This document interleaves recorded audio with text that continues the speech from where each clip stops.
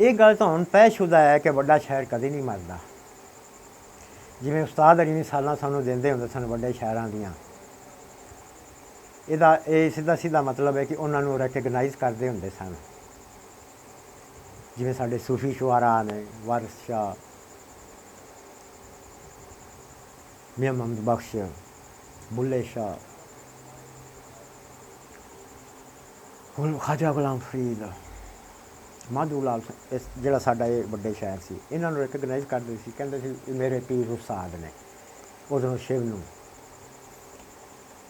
ਅਤੇ ਮੈਂ ਇਹ ਸਮਝਣਾ ਕਿ ਪੰਜਾਬੀ ਗਜ਼ਲ ਵਿੱਚ ਉਸਤਾਦਾਂ ਦਾ ਵੀ ਇਹੋ ਹੀ ਦਰਜਾ ਹੈ, ਉਸਤਾਦ ਮੁਹਤਰਮ ਦਾ ਵੀ, ਯਾਨੀ ਉਹ ਵੀ ਤਾਦੇਰ ਔਰ ਰਹਿੰਦੇ ਮਰਦੇ ਦਮ ਤੱਕ, ਰਹਿੰਦੀ ਦੁਨੀਆ ਤੱਕ ਜ਼ਿੰਦਾ ਰਹੇਗਾ। ਫਿਰ ਵੀ ਮਾਸ਼ਾਅੱਲਾ ਉਹਨਾਂ ਦੇ ਸ਼ਾਗਿਰਦਾਂ ਦੀ ਅੱਛੀ ਤਾਦਾਦ ਹੈ। ਕੰਗਨਪੁਰ ਵੀ ਬੈਠੇ ਨੇ, ਮਤਲਬ ਮੁਲਕ ਦੇ ਕੋਨੇ ਕੋਨੇ 'ਚ ਨੇ, ਆਪਣੇ ਵਸੇਬ ਵਿੱਚ ਇਲਾਕਿਆਂ 'ਚ, ਪੱਤੋ ਕੀ, ਫੂਲ ਨਗਰ, ਕੰਗਨਪੁਰ ਮੰਡੀ, ਮੰਡੀ ਅਹਿਮਦਾਬਾਦ, ਇਹਨਾਂ ਸਾਰੇ ਇਲਾਕਿਆਂ 'ਚ ਵੀ, ਲਾਹੌਰ ਵਿੱਚ ਉਹਨਾਂ ਦੇ ਸ਼ਾਗਿਰਦਾਂ ਦੀ, ਕੈਨੇਡਾ 'ਚ ਚੜ੍ਹਦੇ ਵਿੱਚ ਤਾਦਾਦ ਹੈ, ਜਿਹੜੀ ਹਰ ਵੇਲੇ ਜਿਹੜੀ ਹੈ ਉਸਤਾਦ ਦੇ ਹਵਾਲੇ ਨਾਲ ਉਹਨਾਂ ਦੇ ਕਲਾਮ ਦੀ ਸਲਾਹਣਾ ਕਰਦੀ ਹੈ, ਉਹਨਾਂ ਨੂੰ ਵੇਟੇਜ ਦਿੰਦੀ ਹੈ, ਬਲਕਿ ਸਰਾਣੇ ਵੀ ਰੱਖਦੇ ਨੇ, ਦੁਨੀਆ ਸਰਾਣੇ ਰੱਖਦੀ ਉਸਤਾਦ ਜੀ ਲਈ ਕਲਾਮ ਹੋਣ।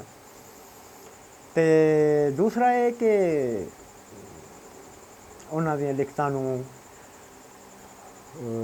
ਕੁੱਲੀਆਤ ਦੀ ਸੂਰਤ ਵਿੱਚ ਵੀ ਜਿਹੜਾ ਹੈ, ਯਾਨੀ ਉਹਨਾਂ ਨੂੰ ਮਜਮੂਈ ਉਹਨਾਂ ਦੇ ਸਾਰੇ ਕਲਾਮ ਨੂੰ ਮੁਜਤਮਾ ਕਰਕੇ ਅਤੇ ਇਹ ਜਿਹੜਾ ਜਿਹੜੇ ਸਾਹਿਬ ਹੈਸੀਅਤ ਲੋਕ ਨੇ, ਮੁਕਤਦਰ ਹਲਕੇ ਨੇ, ਉਹ ਖਾਵਣ, ਉਹ ਲਿਆਂਦਾ ਜਾਵੇ ਤਾਂ ਕਿ ਉਹ ਮੌਜੂਦ ਰਹੇ ਇੱਕੋ ਕਿਤਾਬ ਵਿੱਚ ਹੀ ਸਾਰਾ ਉਸਤਾਦ ਤਜਮੁਲ ਕਲੀਮ ਦਿਸੇ ਲੋਕਾਂ ਨੂੰ।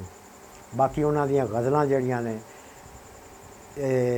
ਨਗਮਗੀ, ਗਨਾਇਤ ਅਤੇ ਅਲਫਾਜ਼ ਦੇ ਉਹਨਾਂ 'ਚ ਚੁਣਾਵ ਹੀ ਐਸਾ ਹੈ ਕਿ ਉਹ ਬੜੀ ਬਖੂਬੀ ਗਾਈਆਂ ਜਾ ਸਕਦੀਆਂ ਨੇ। ਉਹਨਾਂ ਦੇ ਕਲਾਮ ਨੂੰ ਜ਼ਿਆਦਾ ਜ਼ਿਆਦਾ ਗਾ ਕੇ ਉਹਨਾਂ ਦੇ ਕੇਸਟਾਂ ਬਣਨ, ਉਹਨਾਂ ਦੀਆਂ ਰੀਲਾਂ ਬਣਨ, ਉਹ ਫੈਲਾਈਆਂ ਜਾਣ ਤਾਂ ਕਿ ਇੱਕ ਪੂਰੀ ਸਾਡੇ ਕੋਲ ਡਾਇਨੈਸਟੀ ਹੋਵੇ, ਉਸਤਾਦ ਤਜਮੁਲ ਕਲੀਮ ਸਾਹਿਬ ਦੀ ਡਾਇਨੈਸਟੀ। ਅਤੇ ਫਿਰ ਅਸੀਂ ਤਾਂ ਦੋਸਤ ਹੈ ਹੀ ਹਾਂ, ਇਹ ਜਿੱਥੇ ਬਹੀਦਾ ਉਸਤਾਦ ਜੀ ਹਰਾਂ ਦਾ ਦਮ ਭਰੀਦਾ, ਉਹਨਾਂ ਦੇ ਸ਼ੇਰ ਦੀਆਂ ਮਿਸਾਲਾਂ ਦੇਈਦੀਆਂ ਨੇ, ਉਹਨਾਂ ਦੀ ਜਿਹੜੀ ਫਿਕਰੀ ਸਤ੍ਹਾ 'ਤੇ ਔਰ ਕਰਾਫਟ ਦੀ ਸਤ੍ਹਾ 'ਤੇ ਸਿਖਲਾਈ ਹੈ, ਉਹਨੂੰ ਕਦੀ ਭੁੱਲੀਦਾ ਨਹੀਂ ਅਤੇ ਫੈਲਾਈਦਾ। ਇਹ ਦੋ ਤਿੰਨ ਚੀਜ਼ਾਂ ਹੋਣ ਅਤੇ ਉਸਤਾਦ ਜੀ ਦਾ ਕਲਾਮ ਬਹੁਤ ਅੱਗੇ ਮਜ਼ੀਦ ਫੈਲੇ।